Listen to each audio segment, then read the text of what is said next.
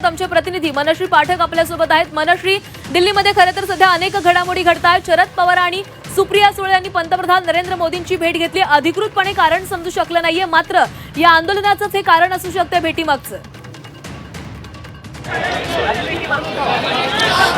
खरं तर शरद पवार आणि नरेंद्र मोदी यांची भेट झालेली आहे। सुप्रिया सुळे या सुद्धा होत्या त्या ठिकाणी आणि मी मंच दाखवेन। शरद पवार याच ठिकाणी आले होते, जंतर मंतरच्या याच आंदोलनाला त्यांनी भेट दिलेली होती आणि ही भेट कालच झालेली आहे।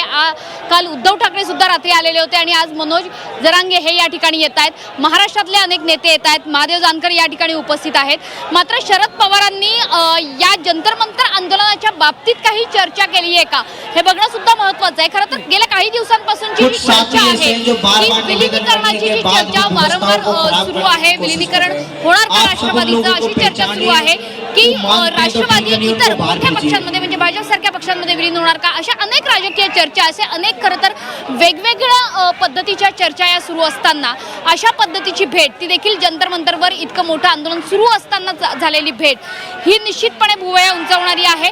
याच भेटीवरती प्रतिक्रिया आपण घेतोय महादेव जानकरांची। जानकरजी, जी भेट झालेली आहे त्याकडे कसं बघताय? आपल्या माध्यमातूनच समजतं, या चर्चेतून मार्ग सुटत असेल तर स्वागत केलं पाहिजे त्याचं। आणि ह्या न्यायिक मागण्या आहेत, ह्या विद्यार्थ्यांच्या मागण्या आहेत आणि पवारसाहेब आणि सुप्रियाताईंनी जर मोदी साहेबांची भेट घेतली असेल तर चांगली गोष्ट आहे, त्यातून काहीतरी सोल्युशनच निघेल।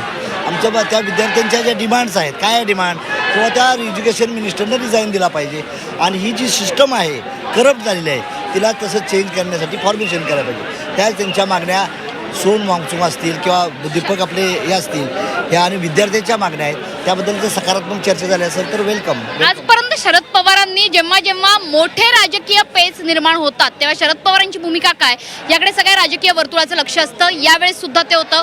शरद पवार स्वतः इथे आले, त्यांनी भेट घेतली आंदोलकांशी, काही एक चर्चा केली।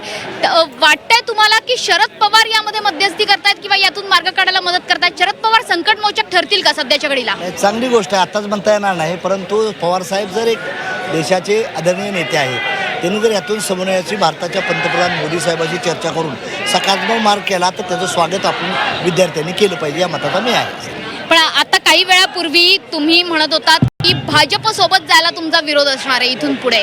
शरद पवार जर एनडीए मध्ये गेले तर तुम्हाला मान्य असेल का? पॉलिटिकली ती बात वेगळी आहे आणि ही विद्यार्थ्यांची मागणी वेगळी आहे। माझा पक्ष हा पॉलिटिकली म्हणून असेल त्यावेळेस आम्ही बोलू, परंतु आम्ही भाजपवर जायची काही गरज नाही। आणि पवारसाहेब तिथं आता चर्चा करतात, पवारसाहेब बी जातील असं मला वाटत नाही। इंडिया विलिनीकरणाच्या चर्चा सुरू आहे त्याच्यावर विश्वास नाही, ह्याच्यात काय विश्वास ठेवण्याचा अर्थ नाही। पवारसाहेबांचं आयुष्य सेक्युलर लाईफमध्ये गेलेलं आहे। माझ्या माहितीप्रमाणे पवारसाहेब घेणार नाही। नक्की त्याच्यामुळे आता राजकीय अर्थ अर्थातच या सगळ्या भेटीचे काढले जाणार। सध्याच्या घडीला वाट बघितली जाते ती म्हणजे मनोज जरांगे यांची आणि याच मंचावरती येऊन शरद पवारांनी जी भेट घेतलेली होती आंदोलकांची आणि त्यानंतर शरद पवार आणि सुप्रिया सुळे या सुद्धा मोदींना जाऊन भेटतात। त्याच्यामुळे निश्चितपणे राजकीय वर्तुळातली ही सर्वात मोठी बातमी आहे। यापूर्वी सुद्धा सुप्रिया सुळेंनी किंवा शरद पवार पक्षातल्या अनेक